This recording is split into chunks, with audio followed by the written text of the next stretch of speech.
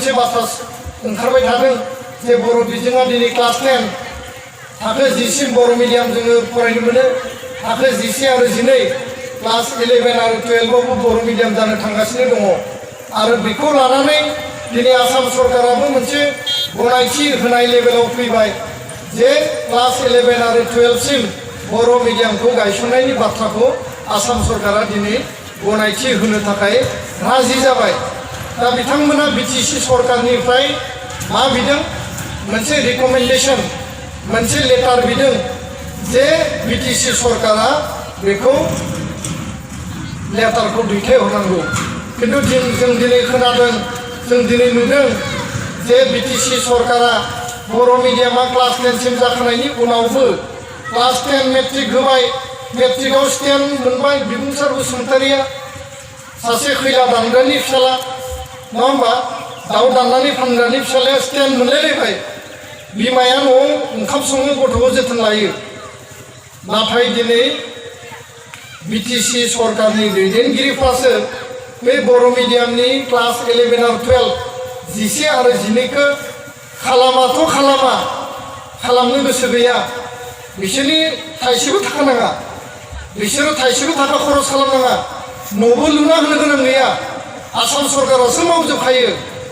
दिनै बे स्कुलाव जुदि टिचार एपइन्टमेन्ट होदोंबा बे फैसाया आसामनि बिटिसि जानानैल'सो फैदों आं अदालगुरियाव थांनांगौ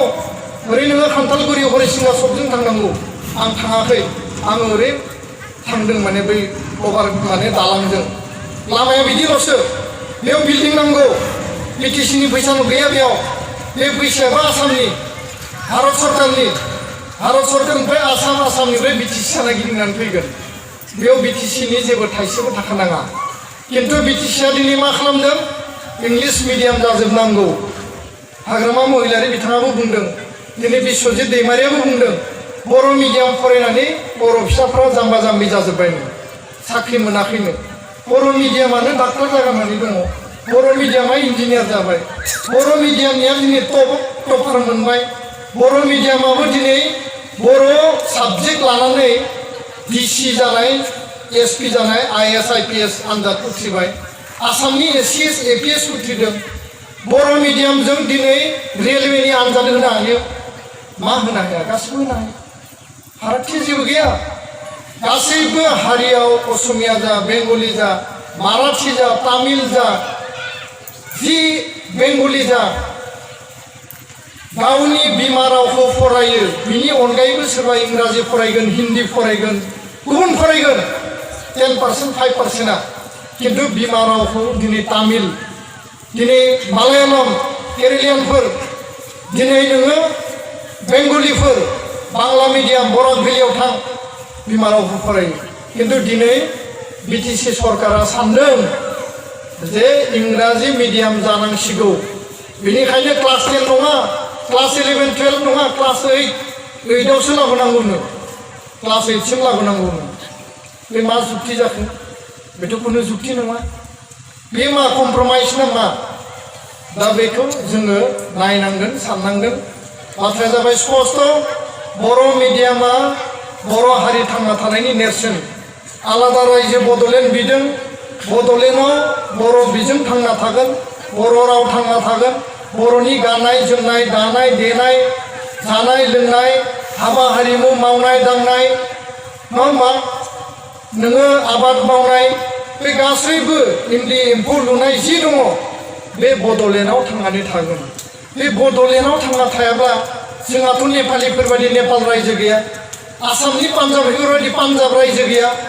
आसामाव थानाय बेंगलिफोरबायदि बेंगल स्टेटथ' जोंहा गैया बर'फोरनि रायजोआ बबे बड'लेण्ड बर'फोरनि रायजोआ बबे बिटिसि बर'फोरनि रायजोआ बबे आसामावनो जों थांना थानांगोन आसामाव बर' मिडियाम थांना थानांगोन होमबा जुक्तिया मा जे आसामाव बर'आ भारतनि 8 शेड्युलनि मोनसे लेंगुवेज आरो बे 8 शेड्युलनि लेंगुवेज जानायनि थाखाय बिश्वनि मानसिफ्रा दिनै बर' रावखौ नायनो फैयो बर' रावखौ सोलोंनो फैयो बर' रावनि गेजेरजों बर'आ सोर बेखौ मिथियो बर'आ सोर बर'आ ट्राइबेल बर'आ सा सानजा भारताव दङ आसामाव दङ बिटिसिआव दङ बर'नि धोरोमा मा गुदि धोरोमा बाथौ धोरोम बै बर' राव बर' बिजों बर' हारि बिनिफ्रायसो बर'नि आसार खान्थि बर'नि जानाय लोंनाय बे गासैबो मोनसे चेनेलाइज लिंक दङ नङाबा बर' हारिया सोर बेखौ रावबो मिथिया बर'नि धोरोमा मा बेखौ मिथिया गिबि मिथिगोन बर' रावा मा बर' मानसिया मा राव रायो बर' मानसिया मा लेखा फरायो बबे मिडियामाव फरायो तामिला बबे मिडियामाव फरायो बेंगलिया बबे स्कुलाव फरायो